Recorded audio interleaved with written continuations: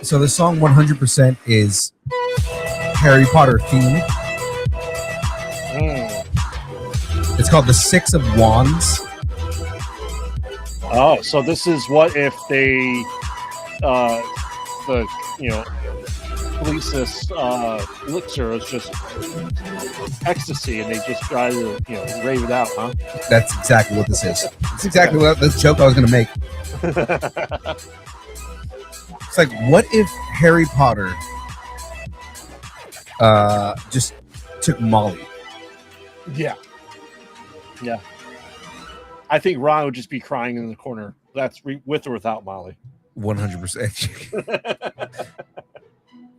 Is Molly Weasley? Mm-hmm. Okay.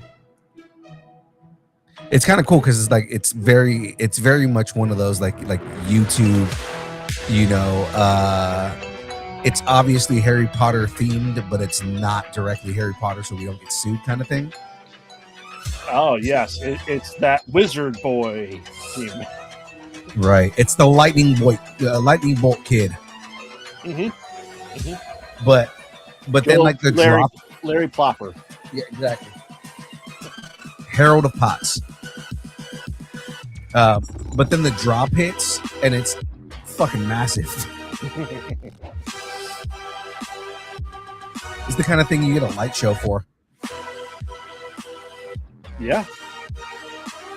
At the planetarium. At the planetarium, yeah, that's what we're gonna say. Oh, you gotta say it correctly, like in South Park. The planetarium. Planetarium. The planetarium. Lumps of coal.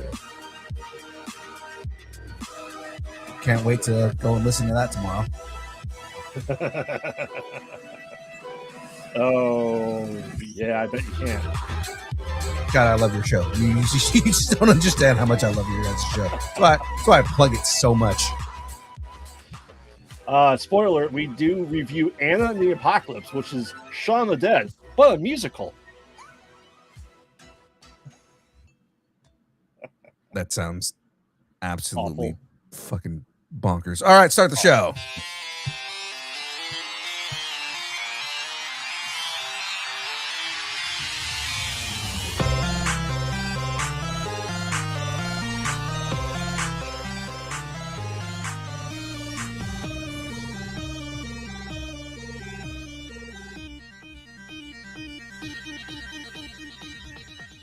Distance nerding.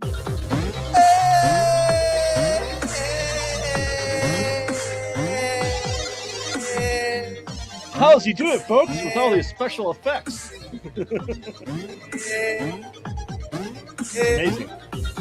Amazing. The best special effects ever. All of the audio wizardry. Ladies and gentlemen, welcome to another Thursday edition of Distance Nerding Interviews. I don't know what word I was about to say right there. No idea. I think you're going to say suppositories. I don't yes. know. Okay. Distance Nerding suppositories. You can get those on the merch store. Mm-hmm. What do they do? You're just going to have to get one and find out. It's just Dubby. Suppository for Dubby as a suppository. It sounds absolutely terrible. But it is a way for you to absorb all of that energy. Speaking of the good folks over at W, I'm sure they're going to love that promo. Ladies and gentlemen, this show is brought to you by the good folks over at W.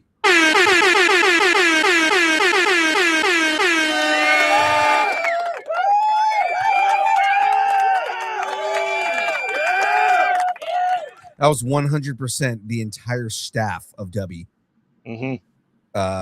giving us a round of applause for the amount of fun that they just had. Ladies and gentlemen, for the W suppositories, it's whenever they make oh my God, that sounds worse as I'm thinking about it. Never mind, I'm not going to make that joke. The pickle flavored suppository? Pickle flavored suppository. I'm like, that just sounds bad. It's the only way you'll take it, Phil. One, it's pickle. Two, that kind of W energy being absorbed by your walls. God, this is way too much information. Ladies and gentlemen, W is a brand of energy drinks created to help focus, concentration, reaction time with no jitters or crash. W contains no maltodextrin, no sugars, no fillers, no artificial colors or dyes. Find out more about W at www.w.gg. Use the code NERDING10 and get 10% off your order. It is all the deliciousness, all the good flavors, all the good things that are coming out. I believe they just dropped a brand new flavor, and I've got to look at it. They're always coming out with new flavors. It's not pickle. It's not pickle. I know. Petitions are not working. It'll happen eventually. They're making a lot of like Japanese themed flavors. So I want to say the new one has like winter melon in it. Japanese pickle. A Japanese pickle. There you go. Well, ladies, would it have a flared base? No, because a suppository, you're using it wrong if it's a flared base. If it's got a flared base, it's definitely wrong. Because you're supposed to absorb it. Right? Exactly. Well, with that being said, ladies and gentlemen, let's jump into this. I do have an intro that I wrote here. Tonight we're sitting with the driving force behind Sac Geeks, a Sacramento-based nonprofit that's been turning fandom into a full-blown community. If you've been to the geek market, themed meetup, or inclusive fan events in NorCal, chances are you've seen this man, and he's had his hand in making it happen. From gaming and cosplay to pop culture celebrations that bring everyone to the table, he's built Sac Geeks into a hub or he's continuing to build it into the hub where passion meets purpose. We're talking community building, geek culture, and what it really takes to create spaces where fans don't just show up, they belong. Ladies and gentlemen, please put your hands together for the one, the only Frisco G. What up? What up, Frisco? How's it going? It's That's good, pretty cool intro. Gotta put you on the pedestal, bro. It's like, you're And I was like, wow, who is this guy? He sounds pretty cool. It's this guy. It just happens to be the current president of Sac Geeks. Yeah, I know you guys have had Bex on here before, right? Right. So I mean, we've always been supporters of Sac Geeks, back from like our Hardly Heroes days, up until now. We full like back Sac Geeks no matter what. And when we got involved in Sac Geeks was right around the time Bex got involved with Sac Geeks, so it's kind of like we were jumping into the fray at that time. And now it's like we're fully integrated, right? I mean, Sandra Betty in the chat.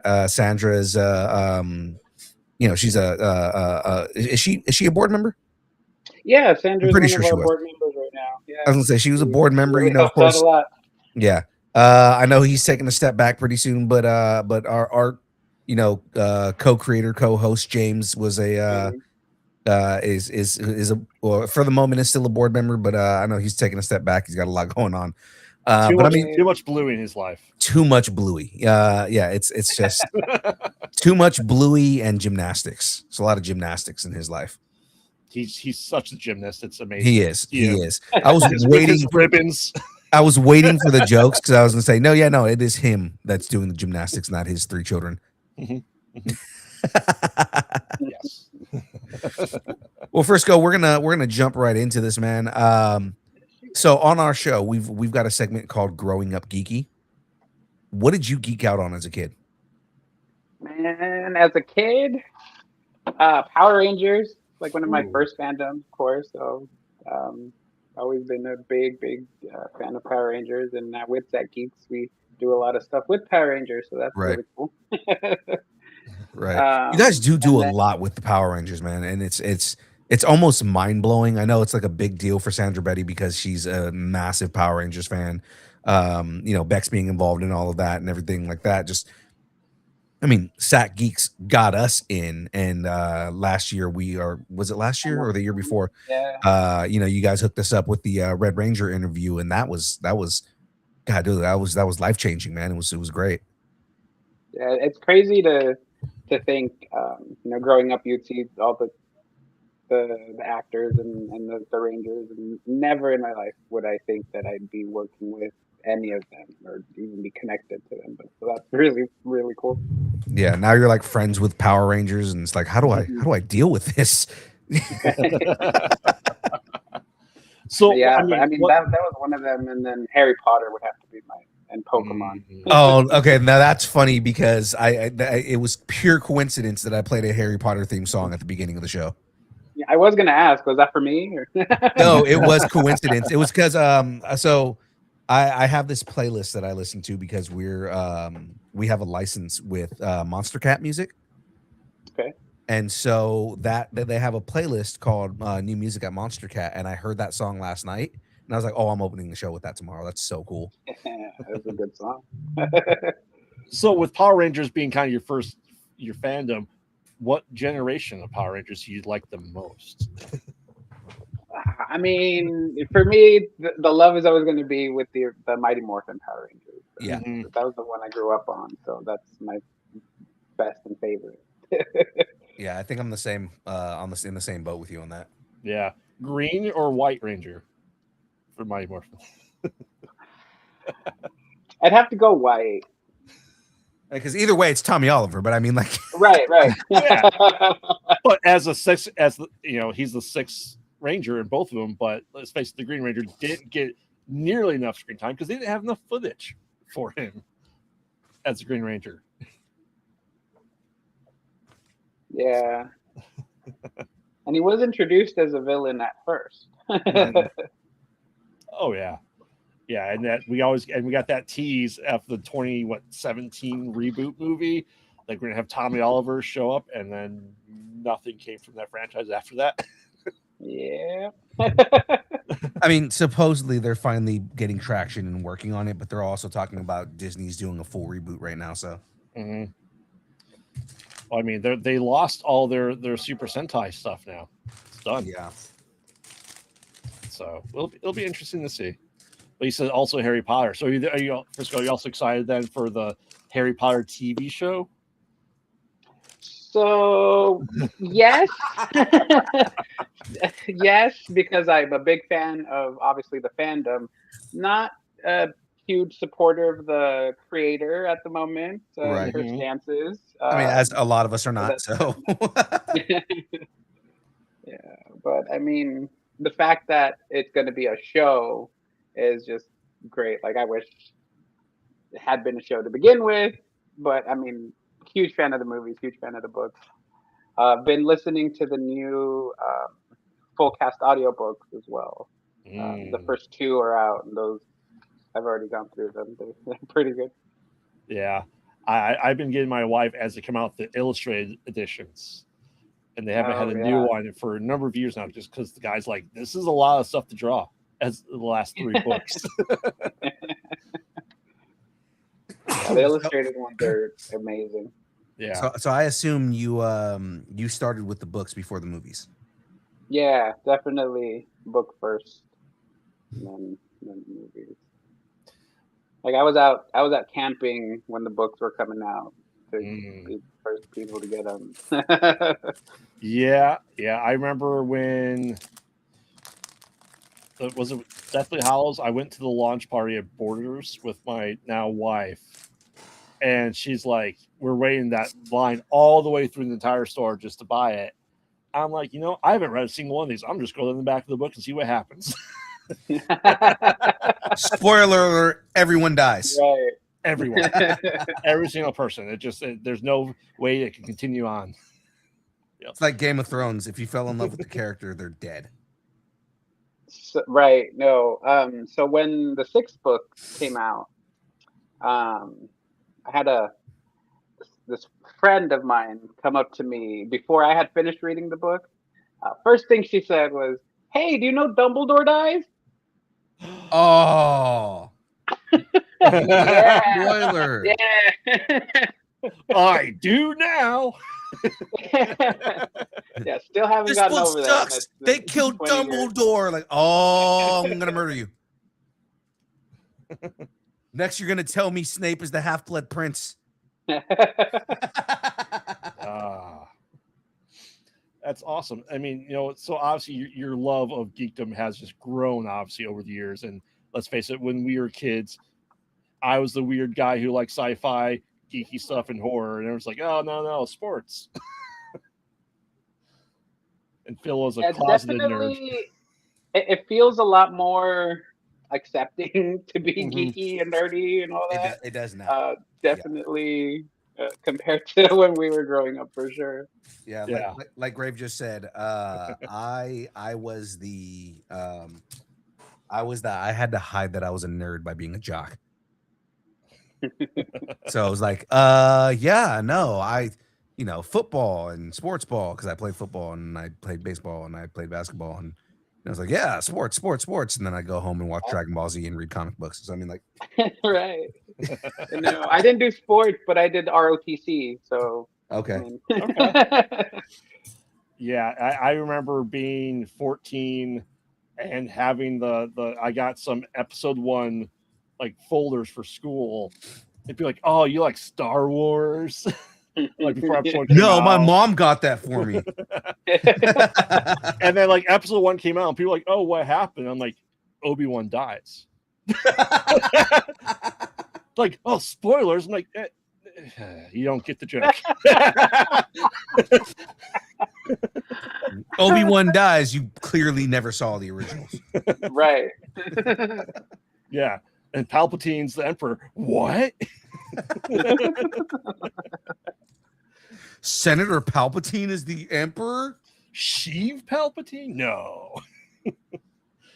Yeah, it's great. And so how did you kind of Frisco get involved with Sack Geeks, and how did this all come to be? So I got involved last year as just a regular board member. Came in kind of half of the year, but I've been friends with Bex for years. So when she took over Set Geeks as the president, executive director, and all that, she kind of been telling me a little bit about it, but I just never had the time. I was dealing with health issues, moving back and forth, and doing a bunch of stuff. But once all my health got cleared up and was stable, I was looking for things to do. And Bex was like, "Hey, come check out Set Geeks and see if you like it." And I mean, it was. Should come over to the nerd side. Yeah. And I saw the potential of the organization and what we could do, and I decided to run for president after a couple of months of being on the board. And, I mean, haven't looked back since. And I mean, like, I've seen you at events, and we've hung out at different events and things like that. And I love the level of innovation, the level of kind of like inclusiveness and bringing things in, because being a nerd, being a geek should be something that everybody should be able to enjoy. Mhm. And I mean, that's kind of a theme that we have here at Distance Nerding is, we're very anti gatekeeping. We're very anti, like we don't like putting down people because of their fandoms or anything like that, and that's kind of, I think, what we've gravitated towards Sat Geeks, because your guys's mission statement is very similar to ours. Yeah, so I was just going to say, Sat Geeks as an organization, our main mission is just to promote all types of geek culture, fandom, and businesses throughout the region. So that can encompass so many different things. And I mean, yeah, like I said, I saw that potential and just kind of started planning events, trial and error. Some things worked, some things didn't, but here we are. The last market we did over at Lucid Winery was a Dungeons and Drag Queens themed event. We had a bunch of Dungeons and Dragons vendors, and then we had a drag show. It was absolutely amazing, sold out show. Oh, wow. Yeah, I couldn't make it to that one, but I wanted to go to it. We had a family thing that came up. So It was like uh, almost 200 people like RSVP'd oh, for that's it. so And good. most of our events are free, and we try to keep it as open and available to everyone, all ages as well. Right. Listed Winery, the event space is all ages. Um, we do offer VIP packages, obviously, um, to try to get some funds back, and so we can continue doing things like this. But the perks are outweigh what we charge for them. Like our VIP tickets are 45 to $50, Okay. but you get uh, That's not bad for a gift VIP bags. ticket. No.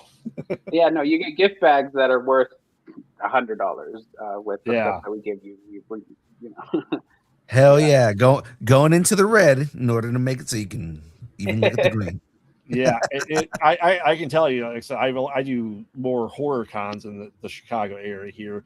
Our VIP taxes for freaking Days of the Dead is like 150, $200, Yeah. and it's just like cool. Like I would love to do it, but I also have a press pass in the vendor table too. So I'm like, I don't need to do that. You're getting my money for the table, but yeah, it's amazing that so I only started going to cons about 2 years ago now, and it's just absolutely astounding that you see such an overlap, especially with nerdom and horror, because you see people dressing up as Vecna, as stuff that's Yeah. D&D. Yeah, and it's absolutely amazing. That's just such a huge overlap that I've never expected in the horror world to be there with the geek side. I think because now that there's like We horror cons, like now that there is horror cons and stuff like that, like Sinister Creature Con and everything like that Mhm. here in Sacramento, it's before a lot of these cosplayers had to go to regular Comic Cons. Now they can go to a space that is more themed to the things that they want to do, and we Mhm. see some crazy. Like at Sinister Creature Con, we see some crazy horror themed cosplay. It's pretty astounding. Yeah, this last year was my first time going to Sinister Creature Con with Psych Geeks. We were able to get a community table on the front, and yeah, I mean, it was a really good experience. Yeah. As Sandra says, I need to go out there and do a Sinister Creature Con. I don't disagree, Sandra. I really would love to. Yeah, I'm doing more here. If I could go out there, I would absolutely do that for Creature Con. Like I said, even at like these horror cons, there's comic book sellers now too, and Laserdisc, and it's just like I said, that spillage is there, and it's amazing to see. I know you guys usually have like stuff almost every weekend out by you, Yeah, I was if going to not say multiple weekends. Sacramento is definitely um, inundated, I guess, for lack of a better word, with different types of cons and smaller card shows. And Hmm. this weekend it's Gamers Expo, so we're doing a full gamers Oh man, convention. Yeah, I was supposed to sit at the tables, and I'm upset, especially like now seeing like who some of the guests are. I'm like, oh man. Yeah, and then so Sac Geeks is a fully volunteer run organization. None of us get paid for what we do. It's all we do it because we think it's important, and we think that it's benefiting the community, hmm especially with the political climate and everything else going on. We need spaces where people feel included and safe. Right. yeah. Um, Well, and that's the said as you said, your mission statement, and like I said, ours is too. That you want to be an all inclusive place because you don't. Like I said, no gatekeeping allowed because you may not understand that nerdum, but as my co-host on another show I do is like if I can talk to you for 15 minutes about my nerdum, I have to be able to listen to yours for 15 minutes as well. Or it's not fair because you're not going to talk to people, but it's just interesting to see that meld there. And just because I'd say like growing up, you had your Magic and your Pokemon in the 90s were very separate nerddoms that generally yeah, didn't talk yeah, to yeah, each yeah, other. And now we have these definitely. events that are just putting them all together and just realize, hey, we're all nerds, we're all geeks. Let's just hang out. You had the Pokemon on one side, and then you had Yu-Gi-Oh on the other side, and they On were the all other just side, yeah, and they were all yeah. just Magic on the. and Magic was like in the middle, like Master Race, and then they were all just throwing cards at each other, but none of them Mhm. None of them more effective. It's a little card game joke for everybody out Yes. there. Yeah, I mean, Good it's time. Good time. as James said, you don't get paid for your hard work. Sounds like a podcast. It's true. We We don't get paid at all. I mean, as much as many as their channels are out there that have million subscribers that are talking nerdom, it's the smaller guys that are really thriving that community because we have that ability to go out to more places to spread ourselves across the country. You know, what have you seen over the past, let's say, 5 years since COVID at cons? You know, the probably rising back up from what it was.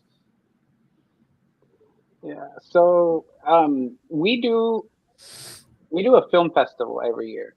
Okay. And we were going to launch it back right before COVID hit. So it was going to be a fully hybrid event, in person, online, and then COVID hit. So we had to switch and kind of do it. Now, it survived. We're doing good. We still do it every year. It's going to be in October this year, October 2nd.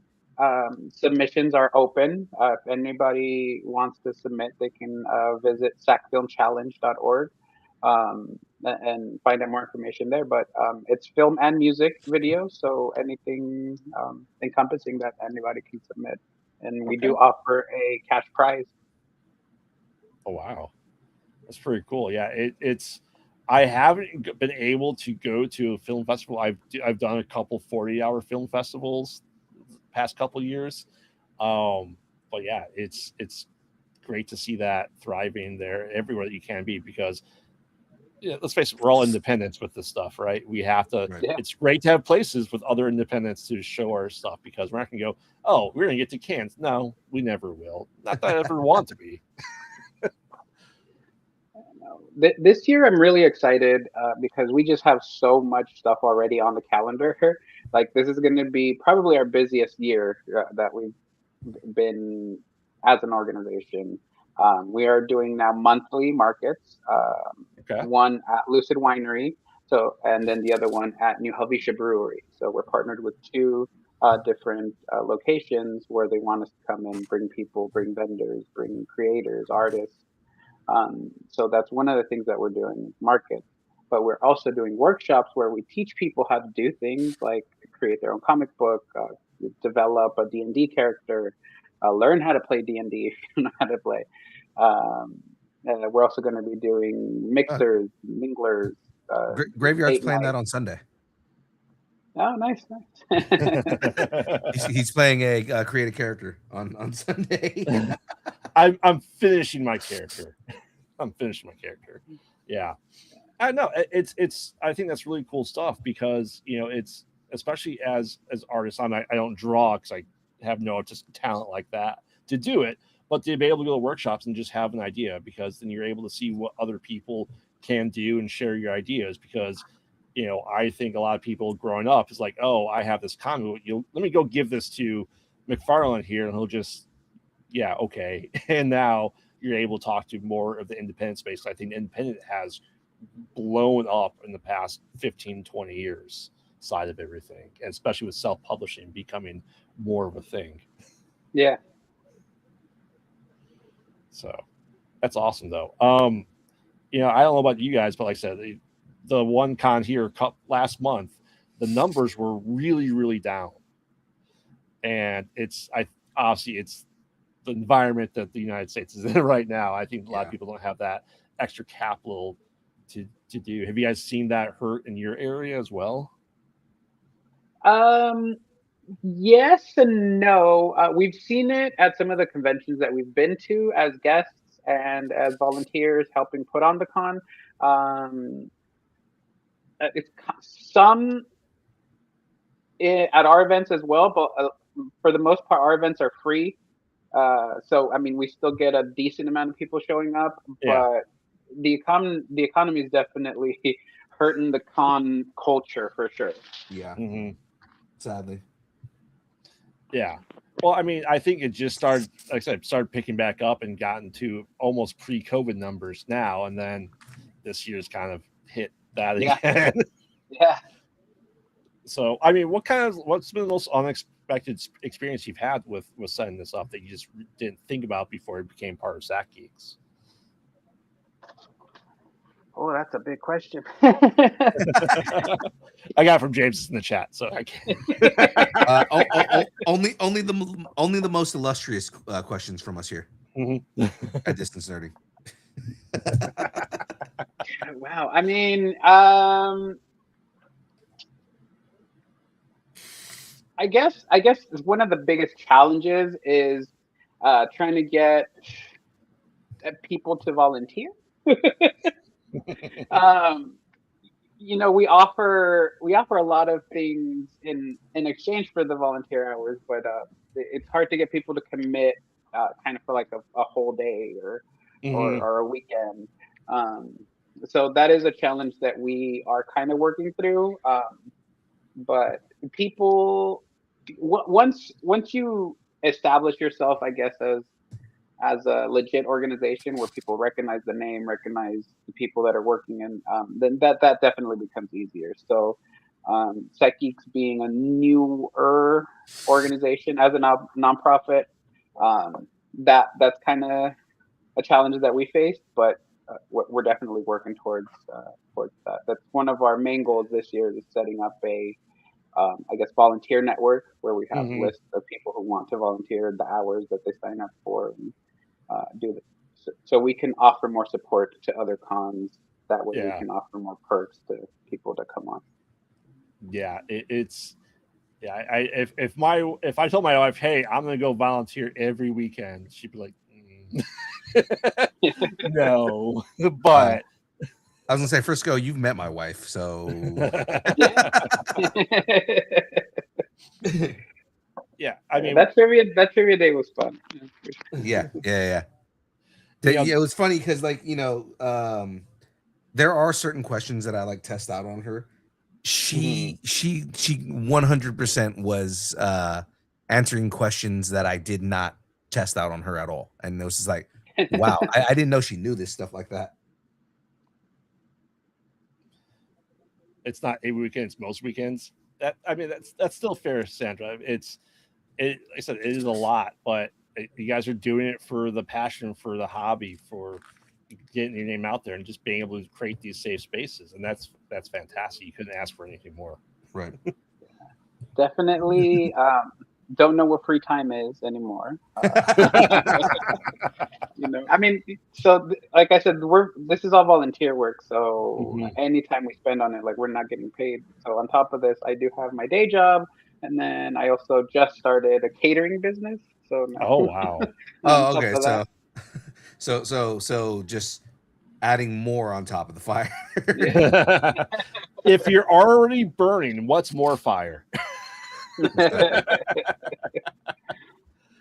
Now, as long as you keep throwing logs in, it'll keep going. Exactly. I mean, has it ever been a point besides the Power Rangers just go, holy crap, I can't believe I have this person's name in my phone? Oh, so not so much in my phone. Bex is the one with the contact, so anytime we need something, I'm like, hey, Bex. Yeah. But I will say, and kind of answer James's question here. It says, what's been like the most rewarding part of being part of Stat Geeks is just the people that we met. Like I got to meet Linda Blair, which was really cool for me. I had just gotten a puppy, my puppy Frank. He's a pug, and Linda Blair has a puppy foundation. So she was over the moon. So I got to meet her, take pictures, and she gave us the autograph, and we didn't have to pay for that. That's nice. Yeah, just the people we've met. Like I met Ming-Na Wen, who's the voice of Mulan, among other things in the Marvel universe, and just all the other Power Rangers that we've met. Just the people and the interactions. And I'm pretty sure Ming-Na Wen. I'm pretty sure Ming-Na Wen is a vampire. How do you get hotter as you get older? Like, she has like consistently gotten hotter over like the last like 40 years. Like my wife put on Joy Luck Club a while back, and she's in that movie, and she was like super young. It was like 1989, I think. And it's like, how do you look younger now than you did when you were in your 20s? Well, let's face it, in the 80s and 90s, our styles where we made ourselves look older than what we really were. That's part of the 90s thing. I think, like, you look at people like in the 90s, like, how old were they? 30. They look like they're 50. I mean, I have noticed that, like, you know, for some reason, you know, people who were in their 30s and their 40s, you know, in the 80s, like, just for some reason looked old as shit. Yeah.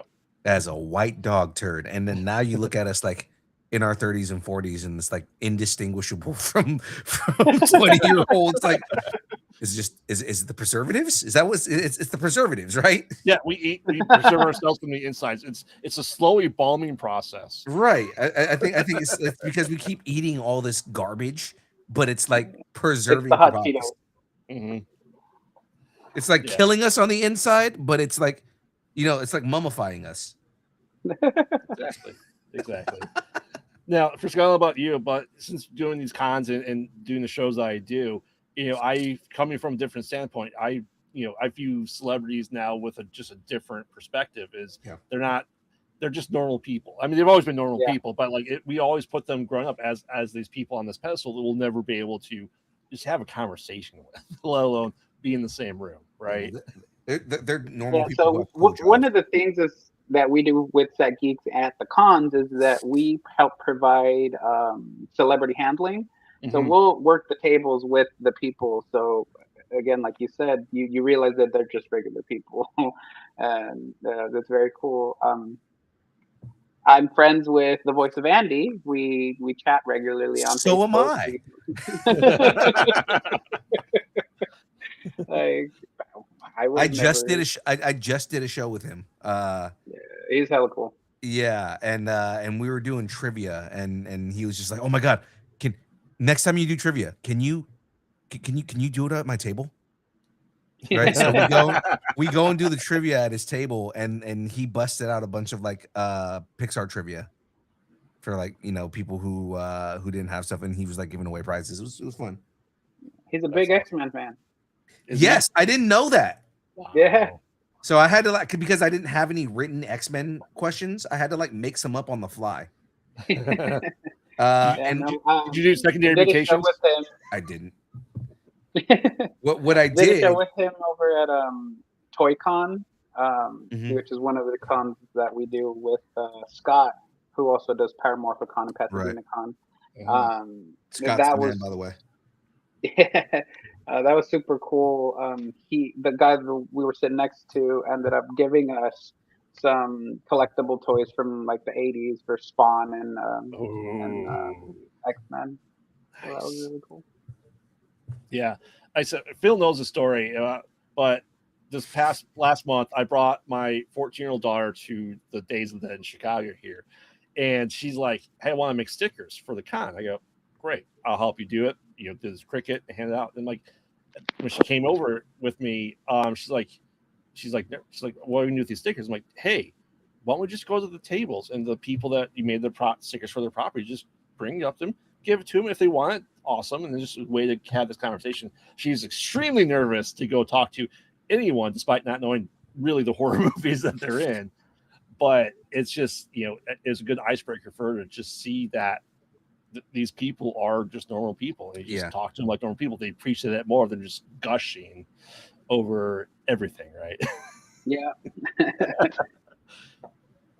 So Frisco, who is on your top tier, S tier that you would love to work with that you haven't yet at the con as a talent? Oh, man, that's a huge question. Loaded question, and we know it. Yeah, because we work with so many different types of conventions that like it could literally be anyone, and they always bring in new people. The voice of I think it's Jim something, Winnie the Pooh. Jim I missed Cummings. him by like 5 minutes, he had to run and catch his flight, and I missed him. That was one that I regret. Jim Cummings is another one of those, like, the nicest dudes ever. Yeah. Yeah. Anybody from the what is it, the Scary Movie franchise, the Wayans and Yep. Ferris? I'd love to meet them.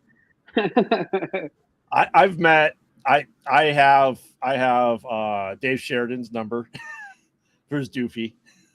I've talked to John Abrams a couple of times. He has my contact information, so I know a couple people in that franchise. Don't you have to bother me when I'm cleaning my room?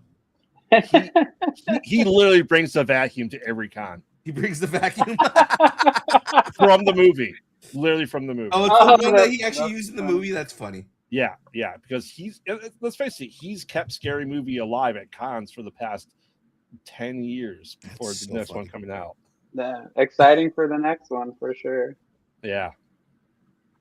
Oh man. So yeah, I think they did say that they're working on another one right now, right? They are. Yeah, it's coming out next year. Coming up next year. Yeah. Everyone back involved. Yeah. That made it good. Like, we're not talking about number 5 here. We're talking about like 1 and 2. Yeah. Sean Wayne's. Yeah. Oh man. Just make me look gay. How about now? Yeah, and like I said, it's in our lifetime. Like I said, nerdom has just become so acceptable, and I think a lot of it is Big Bang Theory. Unfortunately, yeah. But the thing is, I'm not gonna take that as an insult, because I mean, like, there's a lot of nerds that get upset because they're like, oh, Big Bang Theory, and they weren't portraying nerds correctly, whatever, dude. I mean, nerds are kind of like, they're in now. Nerds are cool now. Yeah. I actually just started rewatching Big Bang Theory not so long ago. I'm at season 5 again. I never got past season 10. So, but it is what it is. But like I said, it's amazing. I think what we're getting spoiled now, right? Because our comic book movies in the 90s were Batman, pretty much it. And I think, hey, would you wear a batsuit with bat nipples for $50 million? I would. For 50, yeah. So for 5, I'd do it too. Yeah. Like, what was my gay awakening? Robin. But like, specifically the Chris O'Donnell one? Yeah, specifically. Nice. No, but like I said, it's Chris O'Donnell was a good looking dude. I'm just saying. Yeah, it's amazing what you guys are able to do, and your guys are placed. So you have a next 2026 to plan to be bigger and better. Yeah. So with new year, new stuff, we have a new office space. We have one where we can do our office work, but also smaller areas where we can do more intimate workshops, more things in the community. We're also moving out in more towards the north Sacramento. We've been focused a lot in Midtown and South Sac, so now we're trying to branch out to North Sac a little more as well. We have a new website. My side of town. SacGeeks.com. Feel free to check it out. With a lot more things coming, we're planning on doing kind of like a monthly subscription box at some point, where you subscribe as a member of Sec Geeks and you get a gift box every month and access to our events for free or discounted. So just a lot of things happening. Yeah, and a new phone number, like Beck said. Yeah, well, I think it's really, really awesome that you guys are doing these events, especially like at breweries and wineries and stuff like that, and distilleries, because I think that's always been a good place for stuff like that. And it's just a good way to get people into it. And I don't know about in your area, but our area, breweries are dying because every town had at least one brewery. Yeah. That Sacramento, we're kind of spoiled. We have a lot we have a lot of different. And with us, it's really cool. Big shout out to our partners right now at New Helvetia and Lucid, because they donate our space. We Oh, wow. don't have to pay for Oh, wow. doing Oh, any that's of this dope. stuff. They just want us to bring people in, do these events, and it helps them because they get to make sales, and it helps us because we get to provide really, really cool events for the community for cheap or for free. And you guys also do trivia nights and stuff like that too, correct? Yeah, we do game nights. We host some trivia nights as well. We work with the Crocker Art Museum. We do their game nights, and we do workshops with them as well.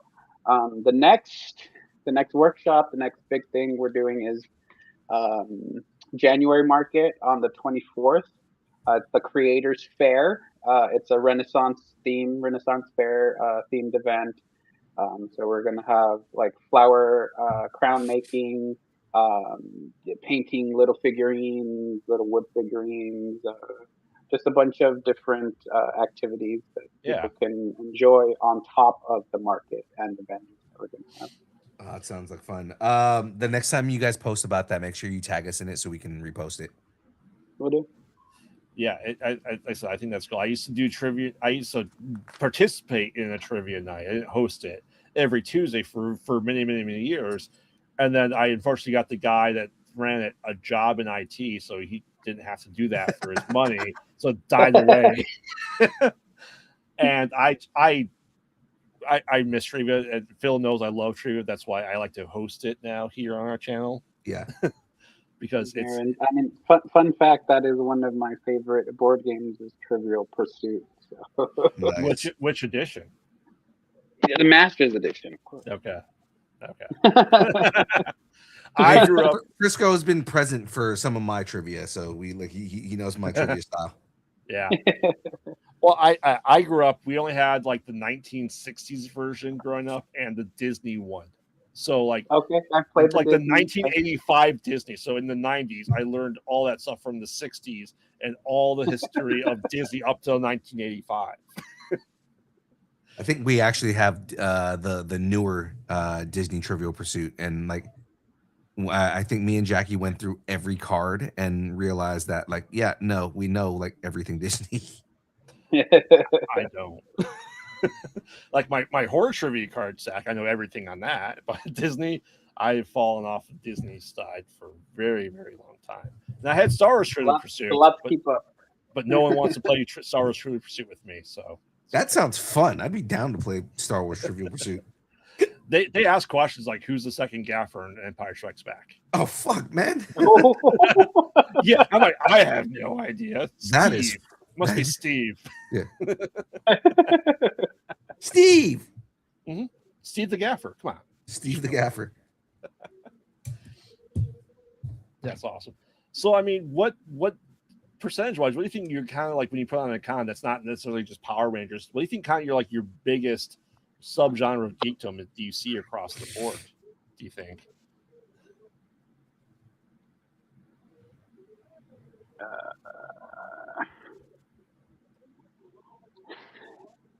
Again, we're so we go to everything, so like we get a little bit of everything.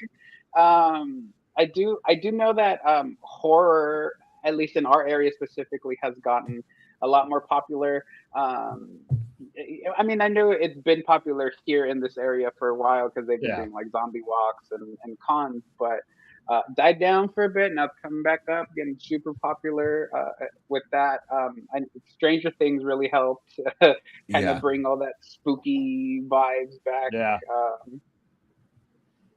And then, I mean, just anime in general. So like the SAC anime and all of those are super popular. Just the anime specific. Yeah.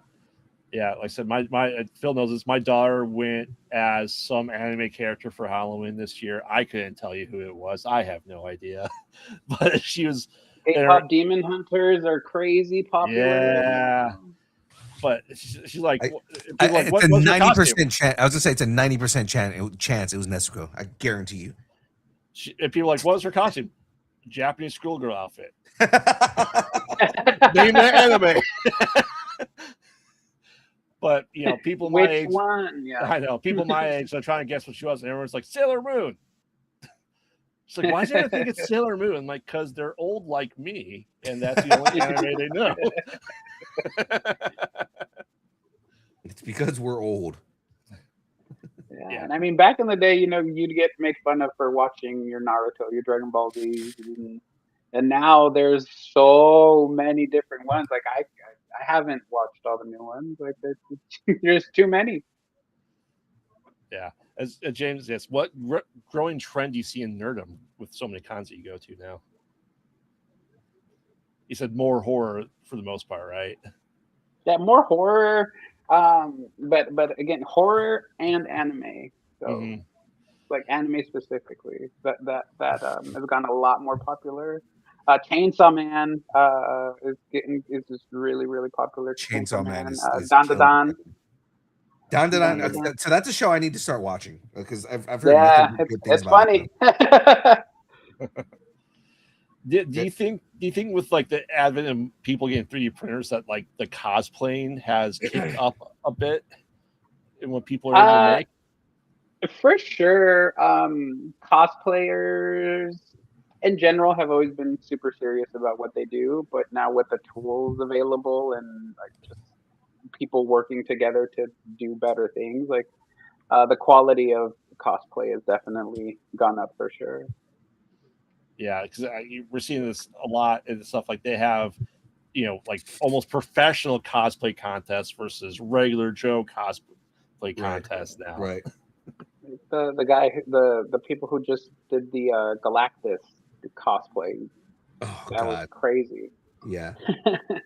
It's amazing what people are able to do and put themselves through, because I would say most cosplayer isn't comfortable the entire time. No, not at all. Yeah, I mean, back in high school, I was a high school mascot, so I was going to say you sacrifice your comfort in order to entertain. Mm-hmm. Yeah, I think that's why so many like cosplayers want to be actors or are actors, is because it's kind of it goes hand in hand because it's a performance either way. Yeah, I like James' question here. I'm gonna go. Question from James is, please. So Frisco, since Zach Geeks is all inclusive, what is a nerdom you love that have you been ashamed to tell anyone? Is there anything? My Little Pony. I mean, I don't really have shame with my fandom. No, I mean, I guess just recently, because of all the things that J.K. Rowling has said about the trans community, it would have to be the Harry Potter fandom. As much as I love it, it's not the best thing to be associated with. If you're supporting it, you're supporting her type deal. Yeah. So I mean, that's something that I've had to kind of deal with, because again, I love the fandom, love the universe. Like I immersed myself in it. Like I could go on do a master class on Harry Potter. But yeah, I guess that's the one thing that I would say I would be ashamed, because it's associated with the creator. Yeah. Shame. Okay. Yeah, it's like being an Oakland Raiders fan, right? 100%. 100%. Thank you for bringing that up. James, do you have anything you want to say on that front? James is a massive Oakland Raiders fan, and we give him shit about like it. The only time it's okay to be a Raiders fan is in the off season. But you guys just had, I'm just looking at your website, you just had a toy drive a couple days ago. Yeah, right? that was a lot of fun. We had our friend Andrew Gray, who is the Red Power Ranger in Power Rangers Megaforce. He came by, helped kind of promote it. Also, we were partnered with Impound Comics. Great partner in helping get the word out and getting people to donate. New Helvetia, all the different sites throughout the city. We had Comics and Collectibles, Empire Comics, Futures Explored Film Studio, Jackrabbit Brewery, New Helvetia, Lucid. I'm sorry if I forget anybody else, but I think I got them all. Yeah, we collected hundreds and hundreds of toys. We had warehouses, a warehouse almost full. And then all those were given to local nonprofits, and the nonprofits distributed it out to their people. Um, Yeah. Toy Fusion, Empire Comics as well. Um, they really, it was really cool. Yeah. And Fanaticals, I can't forget about Fanaticals. They have been instrumental in the success in most of our markets because they donated tons and tons and tons of items that we then used to help promote our events. We did giveaways, we did raffles. They've helped us just tremendously in terms of donation. That's awesome. Yeah, that really is. It's yeah, especially non-for-profit helping non-for-profits out. That's all you can do. It's just indies support indies same way. Right. You know? Right. 100%. And have you guys been doing like some workshops? Have you done like cosplay workshops where people can learn how to start making things in cosplay? So not yet, but that is definitely coming up. Again, super excited about our new office space because we're going to have the ability to do those types of things in house, not have to worry about doing it anywhere else or have to pay or anything. Our new office space is a shared space with Idea Factory. They're also um, they do 3D printing. They do your regular laminate printing, shirts, posters. So it's a really cool partnership that we're going to have there. Hopefully, get them to do some 3D printing classes as well. Yeah, I had to. I looked at 3D printing stuff in the Chicago area to get someone to do just a small thing for me. People want like $300 for just something that's like that big. God. I'm just like, come on, guys. Well, thankfully, we're spoiled out here with with those things. We get pretty good prices. Yeah, Gotta my come kids. out here. But everything else raises in prices. Yeah, oh, that's true. That's true. Yeah, my kids want a 3D printer. I'm just like, I'm thinking about it. My wife's like, they'll just bug you nonstop to do it. And I go, that's very true. But that doesn't give me So any you more got to reason teach to them get to do. faster. yeah, it's just like my two daughters are in like crochet club, and my oldest she's crafty. She like said she made her costume for Halloween this year, and it's just a lot of stuff I'd like her to learn to do that I don't have the knowledge and skills to teach her. You know, You're like, I can't sew, but the hot glue gun, I got you. I've been working on a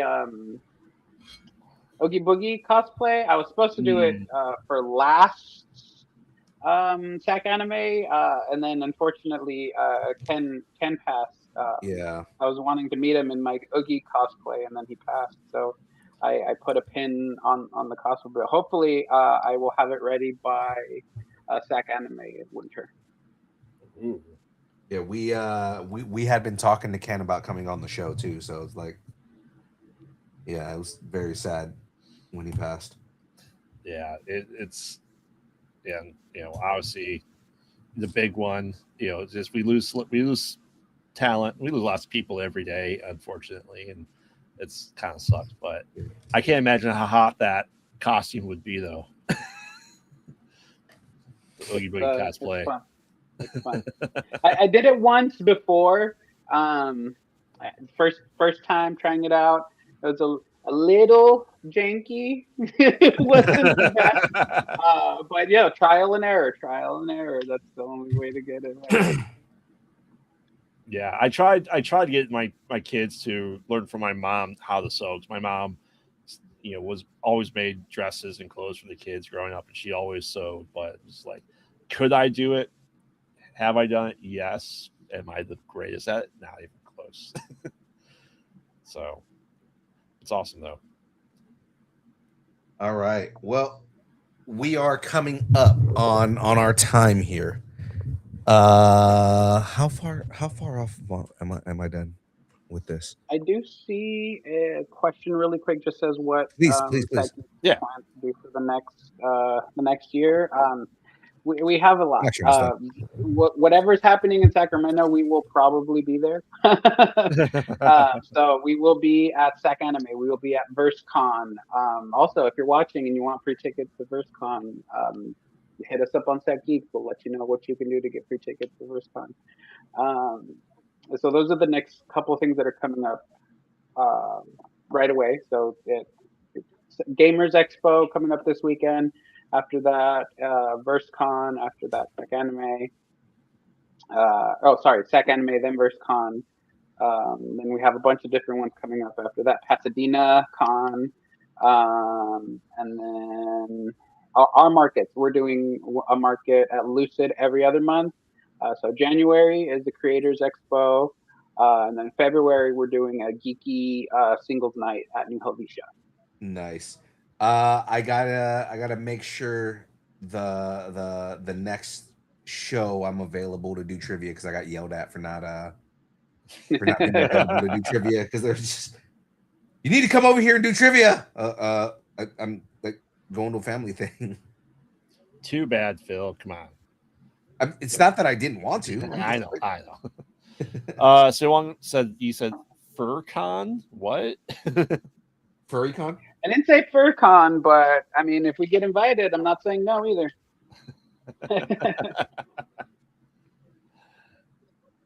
Where you at, Phil? Do you want to start your hard questions? We'll hear in a moment. I'm actually just finishing up. Ooh. Okay, the only thing left is a table stand, so this is actually done. So let's show everybody my build here. You're gonna make Charles green screen, aren't you? Yeah, because 90% of this thing is green. Like you can't even see it. I just turned it off. It doesn't matter for you. I have to turn it off on my on my screen. All right, guys. So it is a Grinch wreath. Mm-hmm. Merry Grinchmas. You can see the Grinch here with his jaundiced eyes. His jaundiced eyes.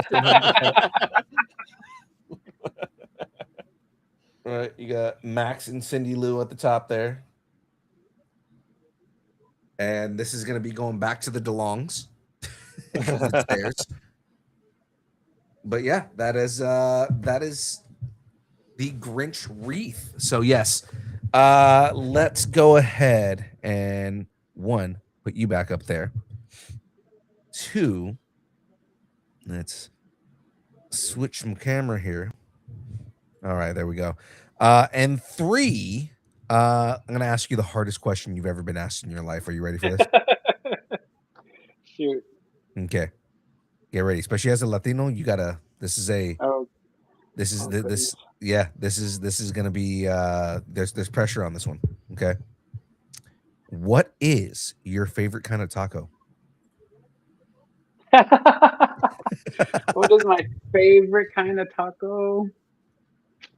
I mean, it's gonna sound boring, but I would have to say just a perfectly made carne asada taco. Like, Okay. if it's done correctly, that's the one to go with. No, for a second I thought you were gonna go like white people who love taco night and go and just go like there's like Taco Bell ground beef. Like see that's carne asada is fine. See, here's the thing with me. I'm kind of a purist when it comes to carne asada, right? So with me, like you can get carne asada anywhere, and it'll be either Chipotle style carne asada that's just like flank steak that was thrown on the grill, versus like actual carne asada with sazon and marinated. I say carne asada because with my catering company, that's what we do. We do tacos. So oh hell yeah, I'm gonna have to hire you. We marinate our meat in small batches. They're made the night before. They marinate all night and then get grilled up the day of the event. So I make I make homemade sazon instead of like going and buying the sazon because I didn't for a while I didn't support I'm forgetting the name of the company that makes sazon, but Goya. Goya. Like I didn't support Goya for very many reasons. I like Boycott in the Goya for sure. you know, so like when it was like, okay, Latinos that hate Latinos selling food to Latinos. All right, cool. I'm not gonna support you. And I went and learned how to make sazon. And because my favorite kind of carne asada specifically has to be sazon and tecate. Tecate. Right, so you marinate the meat in tecate and sazon over. I usually do it for about an hour, but you can do it overnight, and it absorbs it more. This But super that tenderizes the meat. oh, dude, that deep red, carne asada, it's been on there because I've said this in the past on the show. There is a right answer to the question, and the right answer to the question is al pastor. But I mean, Yeah, if you would ask my wife, she would have said al pastor for sure. right? Because I talk about it all the time. Like the litmus test for most Latinos is al pastor, right? Is we go to a restaurant, you get al pastor, everything in the restaurant's gonna be good if the al pastor is good. Now, do you know the difference between al pastor and adobada? I was always told it was al pastor is actually off of the leg. So yes, so the al pastor is stacked. Yeah. The adobada, you can just marinate it in the same seasoning, but the main difference is the pineapple. Oh yeah. Oh man, I've been to places that actually put the grilled pineapple on top, and it's good. Yeah. So yeah. So that's the first question here. So we're gonna ask you this, man. Growing up as a sci-fi / horror geek, like in that kind of stuff, what would you say is the worst sci-fi movie franchise? The worst. This is subjective, so Oh, that's I would have to say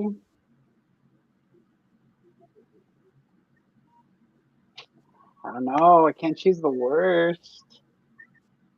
because normally it'd be like, what's the best? Oh, Star Wars, hands down. Like no. I need what is the one that you're just like, why would I ever watch this again? So it's considered sci-fi. The one I'm not a fan is the Sharknado. Sharknado. The Sharknado. If I had to choose the worst one, I'd have to go with Sharknado. You're not the first person to say that, so it's fine.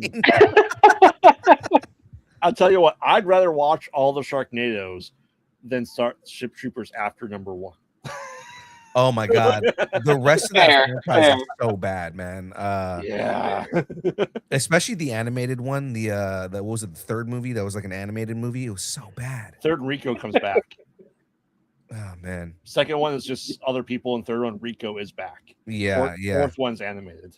So it's the fourth one that was bad. I mean, they're all bad. They're all I mean, bad. like, it's like there's so much potential for that franchise, and they just.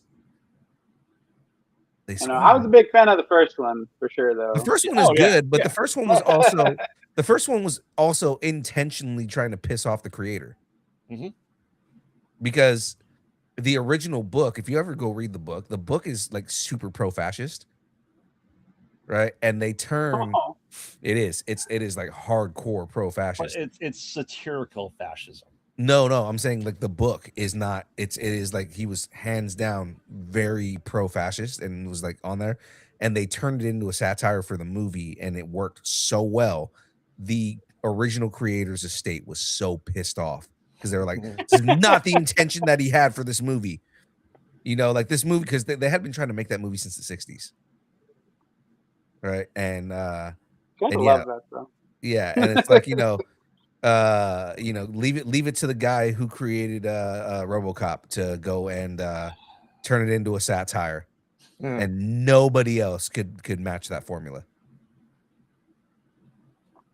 So yeah, I know they're talking about rebooting it again. If they reboot Starship Troopers, hopefully they know how to, like, again, that's literally lightning in a bottle. Hopefully they can figure out how to recapture that. Oh, they're bringing it back, and they're making another Sharknado again. So. Oh, Jesus. No, Jesus is not involved, just sharks. All right, so I get typically we ask, you know, who would win in a fight. Ooh, And I was trying to like, you got one? Yeah. Oh, go for it, man. Tommy as the red one, or is he red one or red 5? For in Zeo versus Tommy Red Ranger in Turbo. Turbo Force. I was gonna say Who would win between he those was a two badass in Turbo Force, dude. Who wins between the 2 Red Rangers of Tommy in the fight?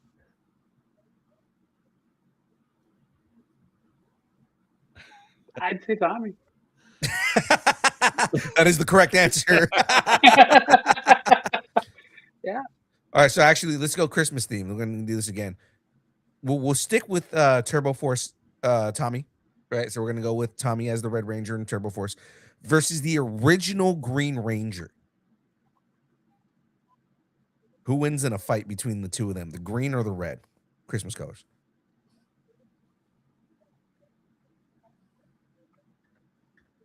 I'm gonna go with the Green Ranger. Yeah, he has a shield. Come on. So I ultimately would say the Green Ranger too, not only just because of the shield, but because he was ruthless. And Dragon Zord would kick the car's ass. Oh yeah, the Dragon Zord was absolutely crazy, man. Like he was the first time with the flute, yeah. Like when he first showed up as the Bad Ranger, he was just wrecking shop and destroying everybody, and then he gets, you know, he got like reborn as the White Ranger, which was fine, right? I mean, I love the White Tiger Zord. It was badass. I have Saba, you know, but I mean, at the same time, the Green Ranger and the Dragon Zord was absolutely bonkers badass. So, yeah. All right. So, what's next for you, man? I know you you guys have Gamer Expo this weekend, but you know what shows do you guys have coming up? What more things? Just kind of plug whatever you guys have going on. Yeah, sure. So Gamers Expo this weekend, but for us specifically, our next big market is the Lucid Creators Fair Renaissance theme. All of our events that we have on the calendar are going to be on our website, satgeeks.com. You can also follow us on Instagram, satgeeks or satgeeks everywhere, Facebook, Meetup. We post everything on there. We try to keep constant flow of information, letting everybody know what we're doing, where we're going to be. So yeah, the Creators Fair, free tickets for the market, but if you want to participate in any of the workshops, you do have to purchase a VIP ticket. But that just goes towards all the cost of the materials for the workshop. We also are going to be doing SAC Anime Winter, as well as VerseCon. And check out our Instagram and let us know if you're interested in some free tickets to VerseCon, and we'll see if we can help you out there. Absolutely. So where can everybody follow you if they want to learn more about Frisco and Sat Geeks and everything? You know, give us all your plugs on top of the plugs you just gave us, but you know, Sure. social media, websites, all that kind of stuff. Where can people find you? So for Sat Geeks specifically, satgeeks.com is our website. That's going to be the one-stop shop for all of our information. Sat Geeks on Instagram. For me, it's Frisco G, FRISXO G. For my Instagram, and then Tacos de Amo 916 if you guys are interested in some bomb Mexican food and you want to cater your Tacos next de Amo. I love that. Tacos, I love you. Yeah, so that's our motto. Like, it's Tacos de Amo because every bite says I love. Yeah. Tacos de Amo. Hell yeah. Tacos of love. I love it. Well, guys, ladies and gentlemen, one more time, I'd like to thank Frisco for coming on and giving us your time and telling us more about Sat Geeks and what you guys got going on right now. In the meantime, absolutely, man, before we get going here, Grave, give everybody your plugs, man. Let everybody know where they can find more Graveyard, more nerdy, you know, horror stuff all the time. Yes, I am Graveyard, co-host of the Mostly Pod Out at Night, Mostly podcast. They mostly Pod. at night. Mostly. An hour and 35 minutes ago, our newest episode dropped, and we are diving back into Christmas horror as we do every single year. Lumpsicle, it's some good stuff, some really, really bad things in there as well. So we had a blast doing it. I tortured Salem again with Christmas horror because he despises them. So follow us on social media at Pod Out Night, and make sure to follow me on Twitch, where I'm usually gaming in my lunch break every day between horror, retro, Mario 64, and all the fun things. And check out Conversation in the Void. We are off the rest of this year, but we are back on, I believe, the 6th with our next episode. So check it out. Awesome, man. You guys still haven't done Yule Log, huh? No. Have you watched that yet? No, it's on the list, though. It's on the list? Okay. It's on the list. We had to revamp after last year's Christmas episodes that we did. We had to revamp everything we did because we watched the worst movies last year and broke them for a while. Because I remember last year I hit you up and was like, dude, have you seen this movie Yule Log? It's so like was not expecting it. The first 20 minutes is literally a Yule Log. And then it turns into like a straight up horror movie. And it's like, I was not expecting that. Adult Swim. Yeah. Have you seen it, Frisco? Yeah. Oh my God. We found it by accident last year because what we were doing was we were looking for a Yule Log just to put in the background. And we were just like, Adult Swim Yule Log. Yeah, it was like Adult Swim Yule Log because it was with the rest of the Yule Logs. And I thought maybe it was going to be like a Yule Log that had like, you know, like Aqua Teen Hunger Force comes on screen or something like that, or you can hear them talking. And then it turns out to be a movie. And I'm like, oh my, what is this? And it was such a like chintzy horror movie, but at the same time, it was like, I can't look away. Mm-hmm. It's one of those movies that's just like, it zeroes you in. You know, it's just like, I don't want to watch this, but I want to know what happens next. It's so good. All right. so bad. It was good. Sharknado. Sharknado. Absolutely. Well, ladies and gentlemen, of course, if you want to support Distance Nerding, you can join the Taco Party. That's right. Join the Taco Party, and our tacos aren't as good as Tacos de Amo, but still, at the same time, you can join the tacos with us. That's right, ladies and gentlemen. Join the Taco Party. Head to distancestarting.com. Hit that big blue button that says join the Taco Party, and you can buy us some tacos. Makes it so that we can do more shows, more events, do more things, and get better prizes because I like giving stuff away, and I just want to buy your affection. That's all I'm here for, is to buy your love. Have something you want to discuss. Tell us what you're nerding out on, and connect with us on all the social media places. If it exists, we are there. Instagram, Facebook. I haven't done this in a while, so I want to do it. Instagram, Facebook, Twitter. It's not X. I'm never calling it X. It's always going to be Twitter until the death of the universe. Twitch, TikTok, Threads, YouTube, Discord, Blue Sky, MySpace, Vine, GeoCities, Friendster, Second Life, AIM, Farmers Only, Christian Mingle, OnlyFans. It's only pictures of Aaron Watson's feet and Manuel's the beard, Jamez's glasses, sitting on a table judging you because you have not subscribed on YouTube yet. Why are you not subscribed to Distance Nerding on YouTube? You had plenty of chances through the entire show to do that, and you can do that. Hit the subscribe button and yeah, no, and hit the bell button so that way you guys know when we go live and do more fun nerdy things like interviews with Frisco G. Boom, right there. Boom, right. Okay, there we go. Of course, you can email us if you'd like us to break up with your boyfriend, girlfriend, significant other, pet, schoolyard bully, annoying neighbor, or just tell us how much you enjoy us, hate us, or wish the internet would consume us completely and spit us out at the feet of apparently the Sharknado. Then you can you can send us an email at distancenerding@aol.com, and we will read it live on air. Well, ladies and gentlemen, that is it from us. Obviously, I was late to the show, so after what is it, like 6 months, I still haven't fixed our credits. And Graveyard just looks at me like, no, I'm just expecting that it's never going to happen. We're just never going to play the credits on the show ever again. Mainly because it was requested that I don't play the credits with the name that's on there right now.